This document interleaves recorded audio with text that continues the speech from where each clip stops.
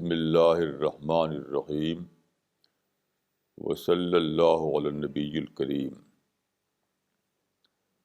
Rabbi इश्रह ली सदरी वयस्सिर ली अमरी वहलुल उक़्दतम मिन लिसानी यफ़क़हू क़ौली।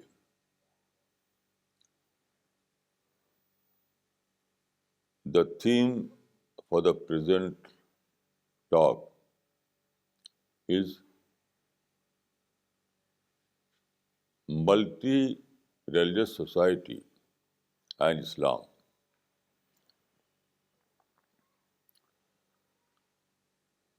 I have studied Islam in details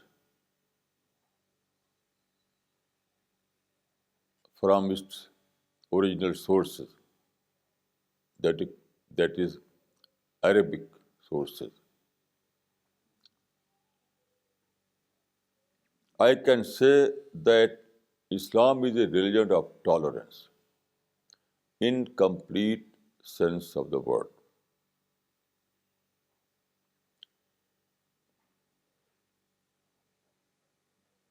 How to live in a multicultural society or multi-religious society?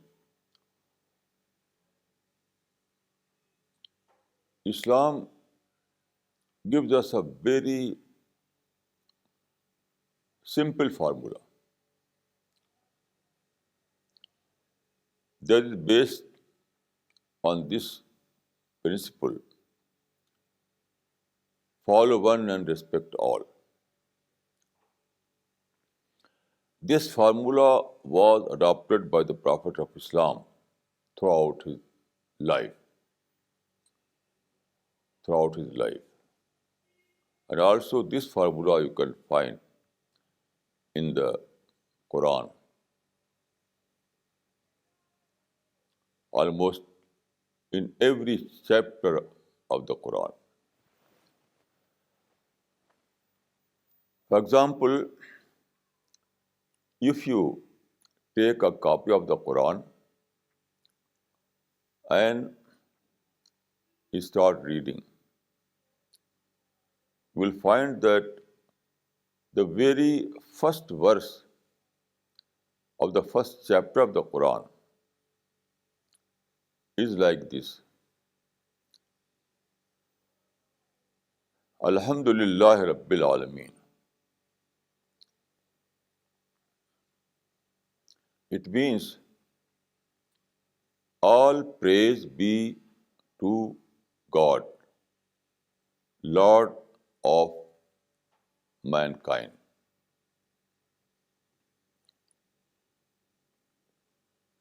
This is the God's introduction given in the Quran.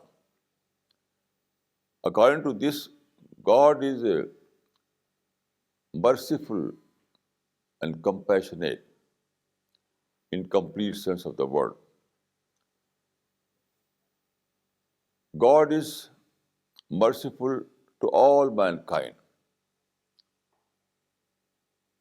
not only to believers, not only to Muslims, but He is merciful, He is compassionate to all human beings, to all men and women, to all mankind.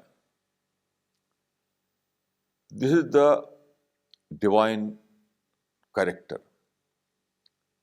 Then there is a hadith, تَخَلَّقُوا بِأَخْلَاقِ اللَّهِ. Adopt the divine character. Adopt the divine behavior. So, by adding this Quranic verse, I can say that all believers must adopt the principle of compassion towards all mankind. This is the base of harmony in any society. Then there is a hadith عاشر الناس ب عاشر الناس بخلق حسن. It means that be well-wisher to all mankind. Here you can see that Muslims are also asked to adopt the same behavior. God is compassionate to all mankind, so is required to the believers. Believers also must be well-wisher to all mankind.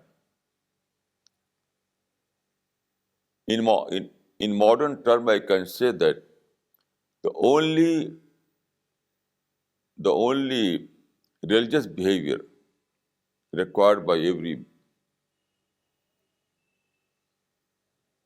required in every believer is insan-friendly behavior, man-friendly behavior.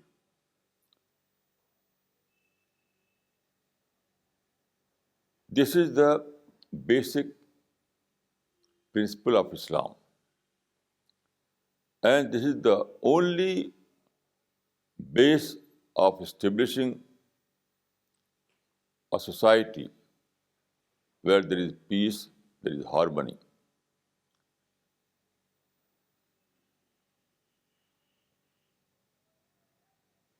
You know, the Prophet of Islam was born in Mecca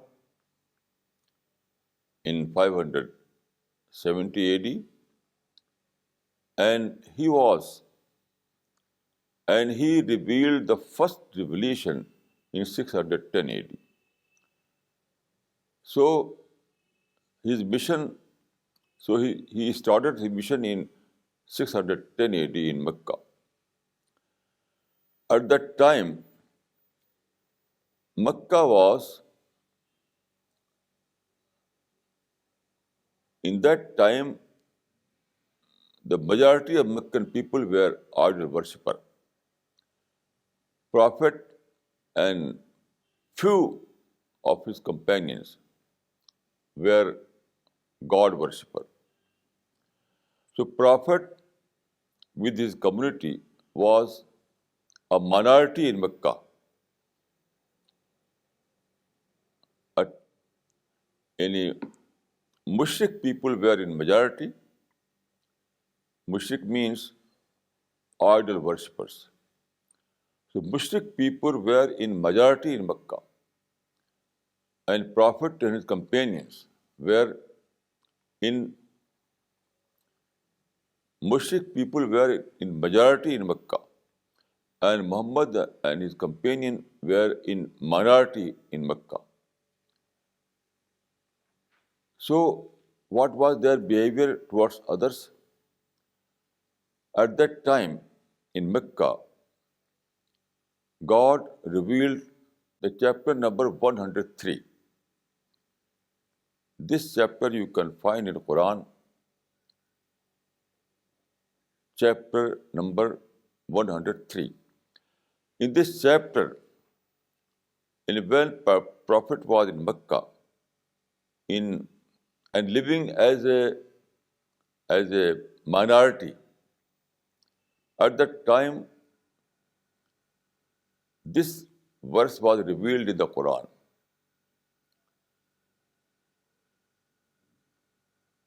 It reads, Lakum deenukum waliya deen. For you, your religion, for me, mine. This was the formula of adjustment, formula of harmony. For you, your religion, for me, mine. Now, when Prophet migrated from Mecca to Medina, so at that time, Medina was very favorable to Prophet. The majority of Medina people accepted Islam. the majority of Medina people. So when Prophet was living as a minority in Mecca at that time, he adopted the formula, for you your religion, for me mine. Then in Medina, he adopted the same formula when he was in majority. In Medina, he and his companions were in majority. They were able to establish the first state in Medina. But the same formula was adopted by Prophet in Medina also. You know, Prophet declared, Prophet issued a declaration. This is called in Islamic history Sahifatul Medina. Sahifatul Medina means Medina Declaration. So in this declaration, Prophet said, Lil Yehude Deenhum Walil Muslimina Deenhum. It means for Jewish people their religion and for Muslims their religion. You see the same language. When Prophet was in minority in Mecca, he adopted the formula, for you your religion, for me mine. And when he was in Medina, and at that time Muslims were in majority, but he followed again the same formula. For Jewish people, their religion, or for Muslims, their religion. This is the Islamic formula. This is the Islamic formula. It is irrelevant whether you are living as a minority or you are living as a majority. In both the situations, you have to adopt this formula.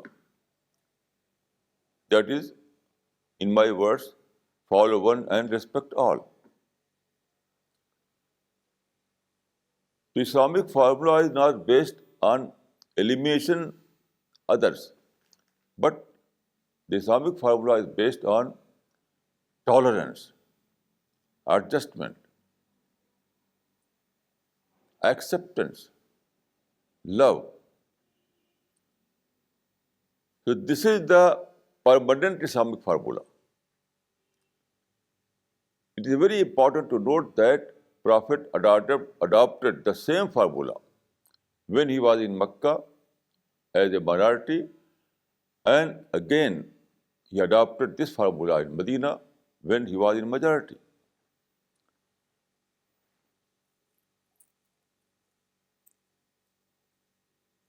So Islamic formula is based on tolerance, peaceful living. Now, why Islam emphasizes so much on tolerance? Why? Because Islam, the only target of Islam is to make people live with God's consciousness. Spiritual development is the only target of Islam. There is a very relevant verse in the Quran, Kunu Rabbaniyin. It means that live with God, live with God's consciousness. Rabbaniyin means literally Rabb-oriented. And you adopt the life that is Rabb-oriented, God-oriented. So God-oriented thinking, God-oriented speech, God-oriented behavior, God-oriented life. This is the only target of Islam. Now, in such a situation, everything is distraction. Everything will, all those kind of intolerance, war, and, and confrontation will serve as a distraction in this process. When every believer is engaged to develop in his personality his spiritual values, then he has no time to engage in these negative activities like war, intolerance, hate, malice, injustice. All these things will serve as a distraction.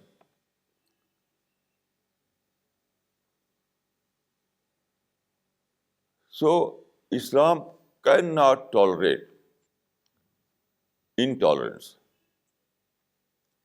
Islam cannot tolerate confrontation. The, the only formula of Islam is that is based on tolerance, peaceful living. By adopting this behavior, believer tries to save himself from distraction.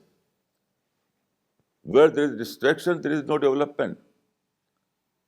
Distraction halts the intellectual progress, the spiritual development. So all these things are, according to Islamic point of view, all these things are distraction. So Prophet adopted the formula of tolerance when he was in minority. And again, he adopted the formula of tolerance when he was in majority. This is the only Islamic principle. Then there is a very relevant hadith. Now, first of all, I will give you a Quranic verse. The very relevant Quranic verse. It is as-sulhu khair. As-sulhu khair means conciliation is the best. Reconciliation is the best. That is peaceful behavior, conciliatory behavior, non-confrontation approach is the best for a believer. As-sulhu khair. Sulh means peace, tolerance, adjustment. This kind of behavior is the best for a believer.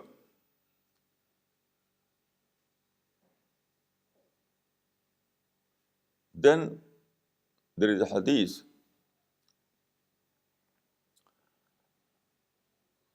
Wallahi la yuminu, wallahi la yuminu, wallahi la yuminu, alladhi la yamanu jaruhu bawa'iqahu. It means that he is not a true believer. He is not a true believer who creates problem for his neighbors. He is not a true believer who creates problem for his neighbors. So when you adopt the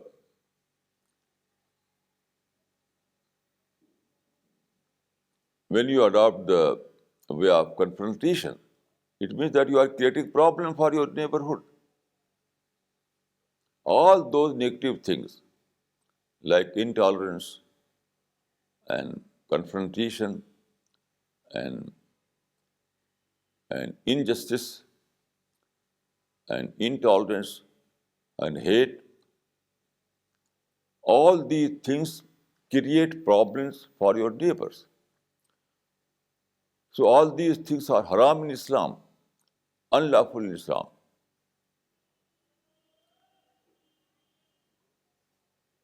So if you are ready to live with these values, with these positive values, then the result will be harmonious society. We want a society where there is harmony. We want a society where there is peace. So this kind of target can be achieved only through tolerance, because you cannot remove all those differences. So you have to tolerate. And this is the basis of Islamic living in a multi-religious society.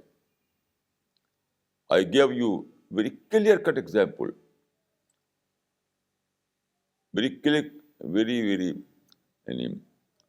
solid proof that Prophet adopted the principle of Prophet adopted this principle when he was in minority in Mecca. Again, he adopted this principle when he was in majority in Medina. So in every situation, this is the only formula of Islam.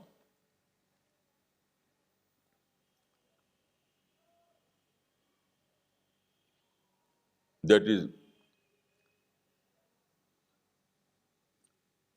is follow one and respect all. Follow one and respect all. There is a very relevant hadith. The Prophet of Islam has said, Al-Muslimu man salama an-nasu min lisanihi wa yadihi.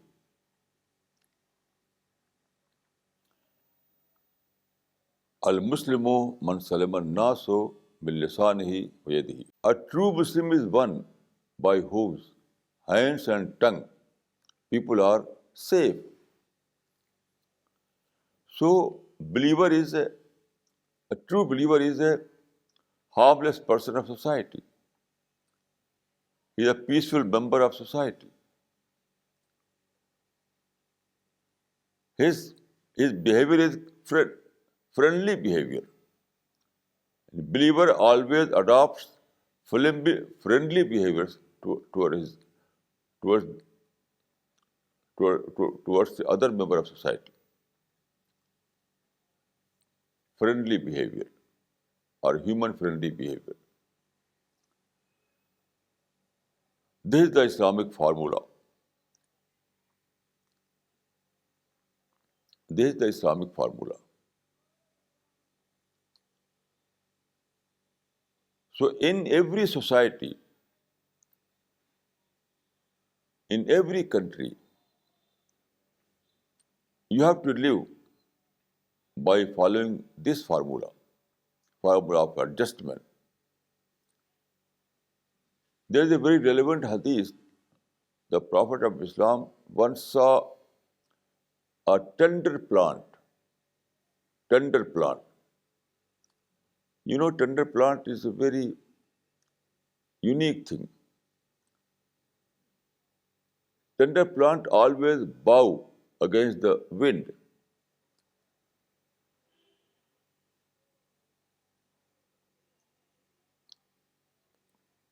Its behavior is not based on confrontation, but submission. So he saw this kind of plant. Prophet said, Masrul mu'mini ka masril khama. A true believer is like this plant. A true believer is like this tender plant. A very beautiful example.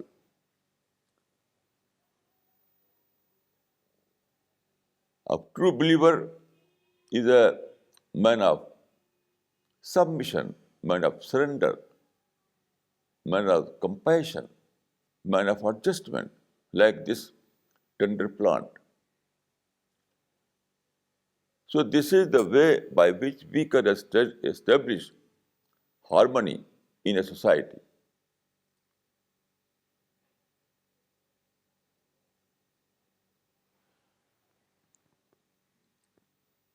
Even any only any multi-religious society it is required in every society, in even in a uni-religious society. You know, the the First World War or Second World War, both were fought in such a way that both the sides were Christians. Both the sides were Christians. And among these Christians, there were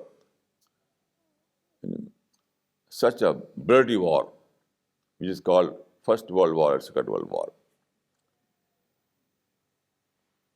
So, the true secret of peaceful society is tolerance.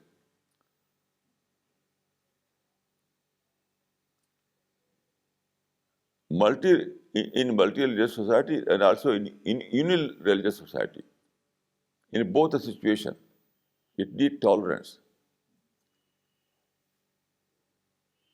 It is irrelevant whether the society is multi-religious or unireligious. It is irrelevant. What is required is temperament. What is required is your own spirit. So, spirit of tolerance is the only check against all those negative activities.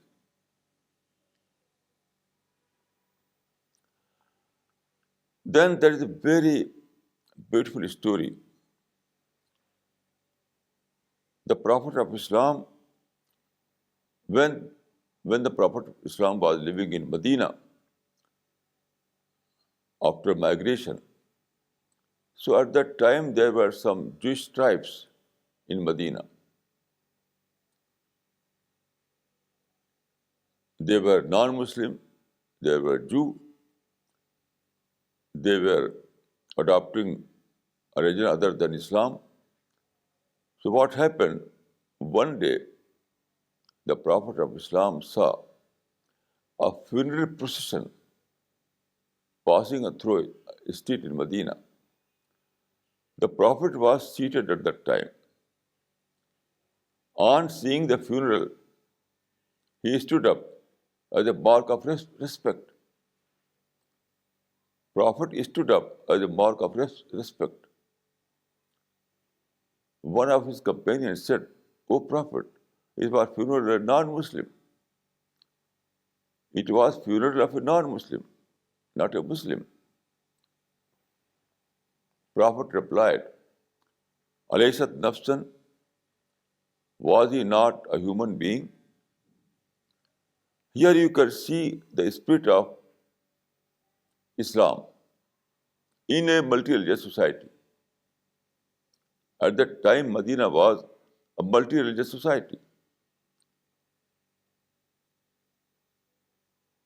So Prophet never tried to make it unireligious society.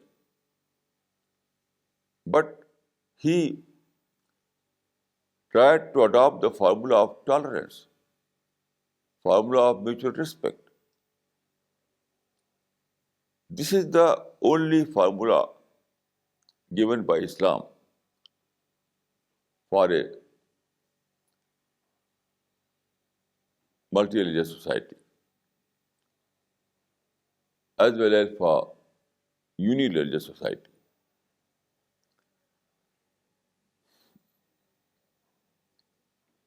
Then you know the difference is a part of nature. But only thing that aggravate the difference is that people are right conscious. Everyone tries to achieve his own rights. It is this kind of thinking that creates problem. When everyone tries to tries to achieve his own rights, then there is confrontation, then there is hate. So Prophet of Islam gave a very, very practical formula. Very, very practical formula. This formula is based on right consciousness. This formula is based on duty consciousness rather than right consciousness. So he said, Addu ilayhim haqqahum wa salullah haqqakum.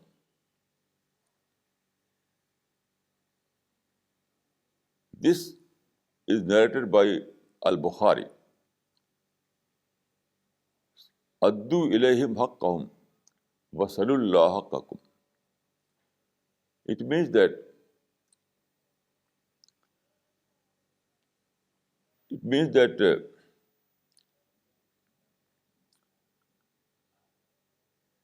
give what is due to others. Give what is due to others and ask your rights from God. What a best formula. It means that Islam tries to build that kind of personality who are duty conscious rather than right consciousness. Islamic society is duty conscious society and not right conscious society. And where people are duty conscious, there is no quarrel. If the members of a society are duty conscious, then there is no quarrel, no hate, no injustice, no intolerance. But where the members of the society are right conscious, then there are all kinds of negative activities like hate and injustice and intolerance and fighting. So all kind of positive values are result of duty conscious, being duty conscious. And all kind of negative result are all kind of negative activities are result of being right conscious. These are very, very important. In our present days, everywhere people are right conscious. So everywhere you see that there are fighting and hate. But Islam tries to establish a society where everyone is duty conscious rather than right conscious. This is the best formula.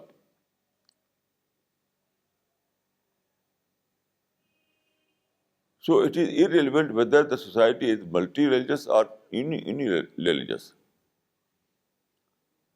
It is irrelevant whether the society is multi-religious or unireligious. In every case, the most important thing is that people are duty conscious. Right consciousness creates problem, and duty consciousness creates peaceful atmosphere, tolerant atmosphere, free of quarrel. There is a very important hadith in Sahih Muslim. Sahih Muslim is a very authentic book in Islam. The Prophet of Islam has said,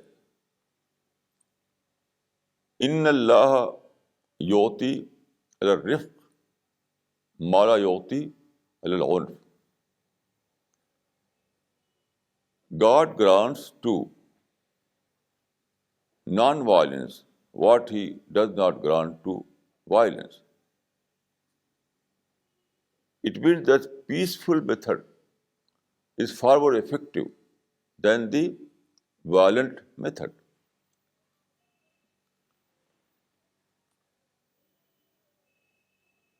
Also, you can say that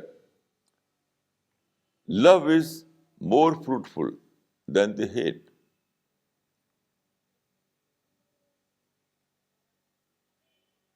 Tolerance is more good. Tolerance produces more good than intolerance. Inna Allah yu'ti al-rifq ma la yu'ti al-unf. This is the basis of a peaceful society. Islam tries to establish peace even on the price of unilateral adjustment. In Islam, peace is so important that Islam tries to establish peace even on the basis of unilateral adjustment. And there are so many examples in the Prophet's life.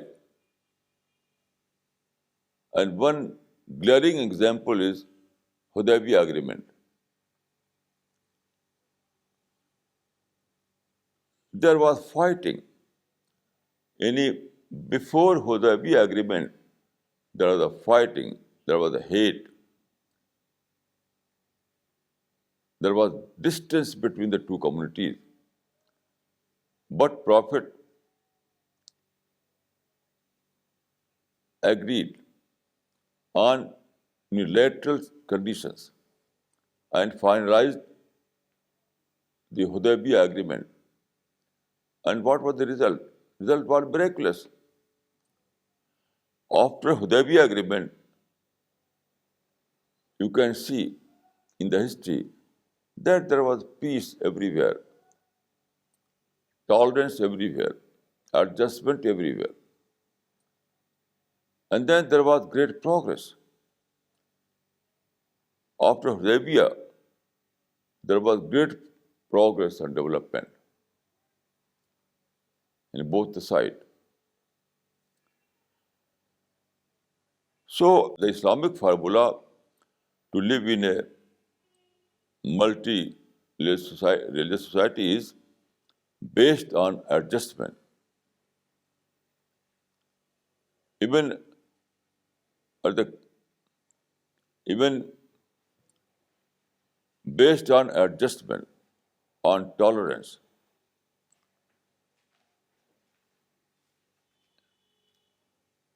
This is the only formula of peace in a society. In every society. In every society.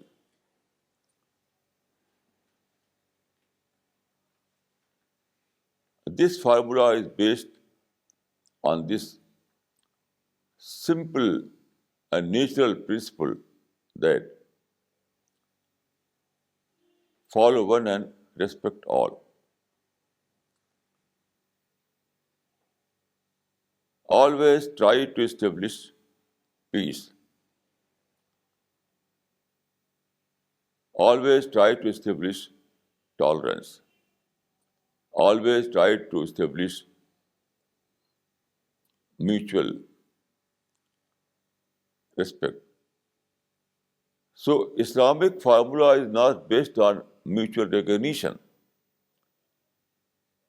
Some people are talking about mutual recognition, but mutual recognition is not the Islamic formula, and also it is not practicable formula. Mutual recognition is not a practicable formula. The Islamic formula in this regard is based on the principle of mutual respect. So I can say that this is the I can say that this is the only formula according to the Islamic principle and also according to the law of nature, that is follow one and respect all.